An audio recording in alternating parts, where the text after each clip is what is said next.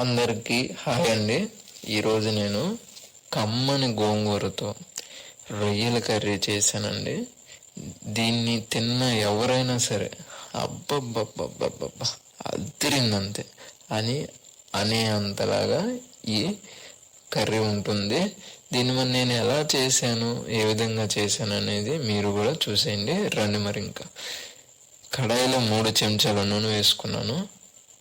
నూనె వేడైన తర్వాత 10 పచ్చిమిరపకాయలు, 10 నుంచి 15 వెల్లుల్లి, 1 చెంచా ధనియాలు, ఈ 3 కూడా బాగా వేయించుకోవాలి ఒక 2 నిమిషాల పాటు. ఇలా వేగిన వెల్లుల్లిలో 200 గ్రాముల తాజా గోంగూరని వేసుకుంటున్నాను. మీరు ఎప్పుడైనా సరే గోంగూర వంటలు చేయాలి అనుకున్నప్పుడు మీరు తాజా గోంగూరను తెచ్చుకొని చేసుకోండి, ఎందుకంటే బాగుంటుంది. ఇలాగా గోంగూరను బాగా కలిసేలాగా కింద నుంచి పైదాకా బాగా కలుపుతూ ఒక 2 నిమిషాల పాటు మగ్గనించాలి. 2 నిమిషాల తర్వాత మనకి గోంగూర ఇలా మగ్గి దగ్గర పడుతుంది. దీన్ని మనం చల్లారబెట్టుకుందాం. ఇప్పుడు గోంగూరకి తగ్గట్టుగా రొయ్యలు తీసుకోవాలి. నేనైతే 250 గ్రాములు సుమారు తీసుకున్నాను నేను రొయ్యలు. వీటిని నేను 2 చెంచాల నూనె వేసుకొని ఒక 5 నుంచి 10 నిమిషాల పాటు వేయించేసుకోవాలి. ఇలా వేయించుకోవడం వల్ల దీనిలో ఉండే పచ్చివాసన అనేది పోతుంది.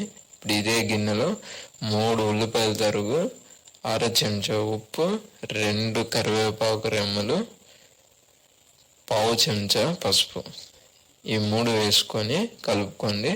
ఇప్పుడు కూరకు తగినంత అల్లం వెల్లుల్లి పేస్ట్, ఇది కూడా బాగా కలిపేసుకొని ఇప్పుడు మనం ఏదైతే మిక్సీలో రుబ్బుకున్నామో దానిని ఉల్లిపాయలతో పాటు వేసుకొని ఈ గోంగూర పేస్ట్ను కూడా బాగా కలుపుకొని ఒక 5 నిమిషాల పాటు వదిలేయాలి. ఒక 5 నిమిషాల తర్వాత మనం వేయించుకున్న రొయ్యలను కూడా ఈ గోంగూర గ్రేవీలో వేసేసి గోంగూర రొయ్యకి మంచిగా పట్టేలాగా ఒక 2 నిమిషాల పాటు బాగా కలుపుకోవాలి. ఇలా కలుపుకున్న తర్వాత 2 చెంచాల కారం వేసుకోవాలి.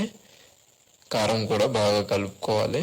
ఒక 5 నిమిషాలు మూత పెట్టి వదిలేస్తే మనకి ఇలాగా చూడండి ఆ గోంగూర గ్రేవీ ముక్కకు పడుతూ మనకు కనబడుతూ ఉంటుంది. ఈ స్టేజ్లో మనం సీక్రెట్ మసాలాను కూడా వేసేసుకుందాం.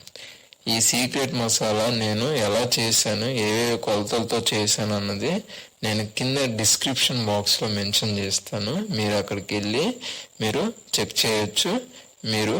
మీకు ఎంత కావాలో మీరు ప్రిపేర్ చేసుకొని మీరు ఇంట్లో కూడా స్టోర్ చేసుకోవచ్చు. మీరు ఒక రొయ్యల కర్రీసే కాదండి, ఫిష్ ఇలాంటివి చేసినప్పుడు కూడా మీరు ఆ మసాలా పౌడర్ని యూజ్ చేసుకోవచ్చు. Thank you so much.